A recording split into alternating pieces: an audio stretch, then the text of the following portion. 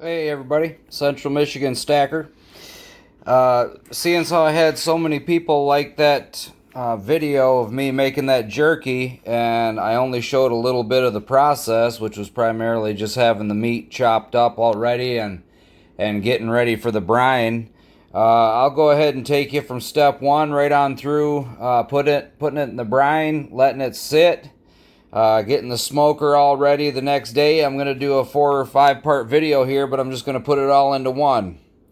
I'll edit it all together, and hopefully by the end of it, you'll be able to see kind of, what I do, how I make my jerky. I've had people say it's the best stuff they've ever eaten in their life as far as jerky's concerned. So I take that as a really good compliment. I mean, the best jerky somebody's ever eaten. That's really nice of them to say. But what I do is I usually just cut the meat against the grain. You cut it into about 1/4 inch strips or so, and you just cut all the way through this entire thing. You cut it all down, and what you'll do is you'll get cut in a 1/4 inch piece, about like that right there.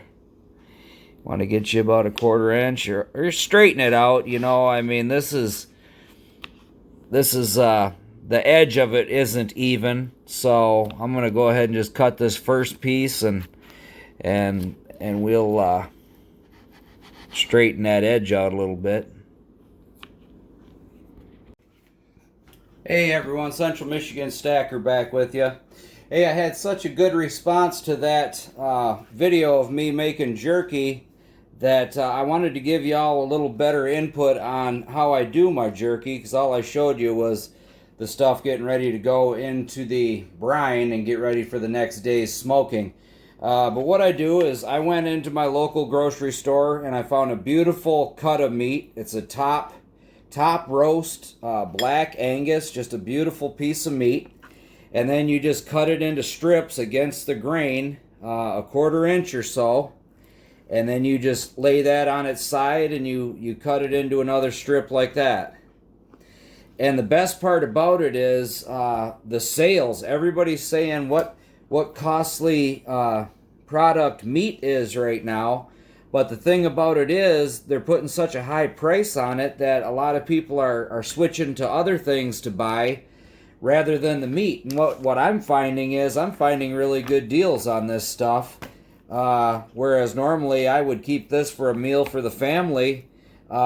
I can, pretty much with the sale that was on it, just turn it right into jerky. I mean, black Angus jerky? Who would have ever thought? All you got to do is just cut this baby down into some nice 1/4 inch or so strips. You can cut it in half, and then you just cut the 1/4 inch strips like that. Put them in a bowl. I've got a whole bag of another piece that I already just did recently. I'll be back with you when I get ready to put it in the brine.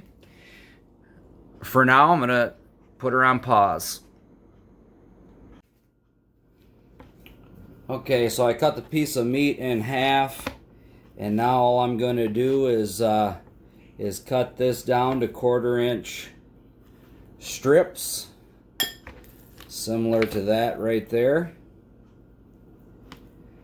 Just keep cutting through this until you make it all into those nice 1/4 inch strips. I mean, you can make your jerky any size you want, but these pieces are already that thick right there. So what I'll do is I'll take one nice strip out of it, put it in the bowl. Give me another nice strip there. She all goes in the bowl. I already got a couple more made up. So you want to make them all kind of even, because I mean they're going to be on the smoker the same amount of time, unless you start getting picky choosy and grabbing stuff off as it's done. But I don't like to do that. I like to have this stuff done and done. All of it done at the same time. That usually works out the best for me. But this stuff is so beautifully marbled. I mean, look at that. It is, I mean, when you eat this as jerky, it's just so tender. It's like, a lot of times jerky is made out of the extra meat from animals like deer, and I've made a lot of goose jerky. I've made turkey jerky. I've made all kinds of meat into jerky. You got bear. I mean, look at that. That is just so sweet, even to just look at. The marbling in it. I'm going to throw that big old piece in there like that, so I'm going to have a nice chunk of sinew in there. But, yeah, 1/4 inch strips. Lay it on its side, cut it again until you get through the whole piece of meat. And then the next piece of business begins, putting it in the bag, like that one there, and then getting it in the brine. I think I'm going to leave that piece and work on it. Maybe I might be able to get a little more off of it. I'm not sure yet. But I know I can get some more off of this one here. And any type of fat like that stuff there, you just want to cut that off. Throw that in your garbage bin. And then you make this into 1/4 inch strips. Put it in a bowl. This is going to be a really good tutorial, I guess you could say, video on how I make my jerky anyhow. And you know, if you can take some notes from it, or it gives you any good ideas on what to use for some good flavor. That's one of the main things. When you're making jerky, I mean, pretty much anybody can smoke meat, you know what I mean? You put it on a tray, you put it in a smoker. You know, I use wet apple wood. That's one of my secrets right there, is wet apple wood and dry apple wood. But, yeah, for my smoke. First of all, you got to cook the meat for a while, then you put the smoke to it. But all right, I'm going to finish up this little bit, and then I'll get back with you when I got the brine getting ready to come out. Okay, so now that your meat has been in the refrigerator for 24 hours, in the brine and the salt and in all the ingredients that you have, what you do is you take all the pieces and you start laying them out on your grate.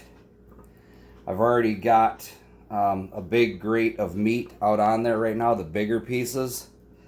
This is all the smaller stuff. I've got 2 grates. One is on the bottom there, and this little one will go on the top. That allows me to have quite a bit more jerky on the stove as it cooks on the smoker there. And the stuff gets ate up quick, so you want to make sure, if you're going through all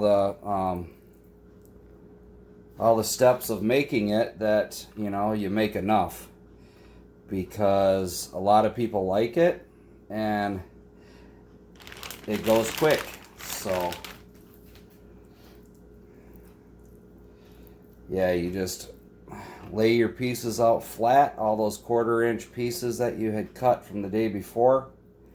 Lay your thicker pieces along the outside, because that's where a lot of the major heat escapes from, is along the edge. And you'll want to have thicker pieces out there, so if anything tries to get burned a little bit, it can burn the thicker stuff rather than the small pieces, which will burn right up to a crisp if you leave them on there too long. All right, this is getting ready to go out on the grill, which I see is smoking real good out there right now. So I'll take this plate out and put it on top of the last one. That's what she looks like, prepared and ready to go. All right, so here we are, Sunday morning, and I'm just getting my coals going real good for the smoker. I got my apple wood sitting on top of some charcoal in there. And then the other thing you need is you got to have your water bowl to keep the meat all good and moist while it's cooking. And then you got to have your wet wood. You got to have your apple wood that's been soaking in water for a while to really give off the good smoke. I'll be back with you in a few minutes with a shot of the meat going onto the grill. So stay tuned. Central Michigan Stacker showing you how to smoke some delicious Black Angus strip jerky. Okay, so one of the most important things that you have to remember when you're smoking jerky or fish or anything is you've got to have a good hot fire. I just had to run and get more apple wood from a local orchard down the road from me. But because I ran out of apple wood, I've been smoking the last couple of weeks. But I had to run down and get a couple more chunks of apple wood. There, that stuff is laying over here, but I got her broiling. I got her broiling real good now again, and I'm about ready to put the top back on it. This is just a quick update on smoked jerky meats, Central Michigan Stacker. Okay, here we are, Central Michigan Stacker, doing a little weekend project, if you will. Got the smoker going. The Smoker H2O. Supposed to be electric. Couldn't find the plug. Turned it into a charcoal and apple wood. As I showed you earlier, there's my apple wood there. I had to run to the apple orchard.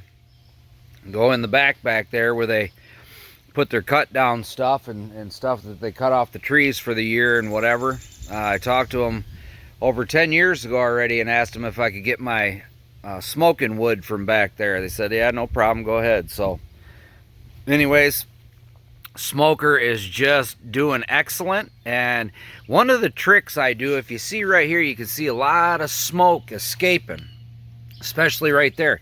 Well, if you drape this a blanket over top of the crack of your smoker, you will, you know what, I don't have it perfect here because it's kind of seeping through on this side, but I got a real good flame going right now.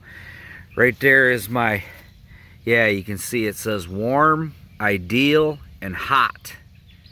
And I am like, you know, right there, top end of warm, getting into ideal. And you couldn't say any more than that. Look at there.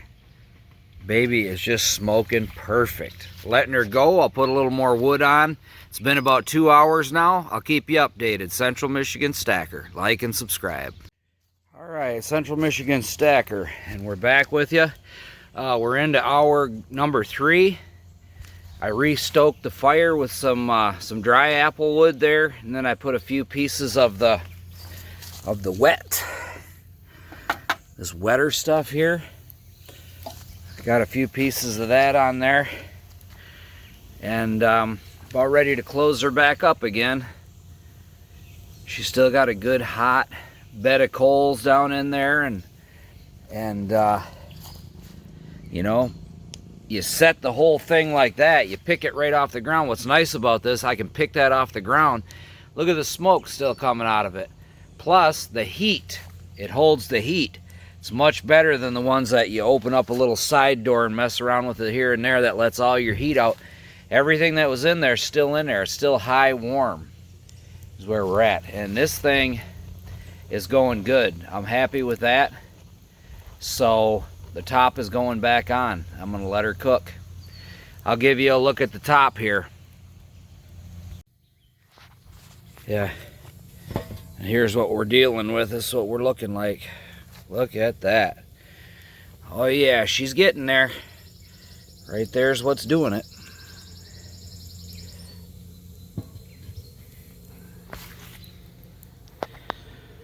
Okay, and at the end of 4.5 hours, I still got a good smoke going.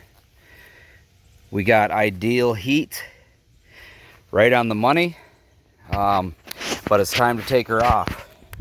So she's coming off of the,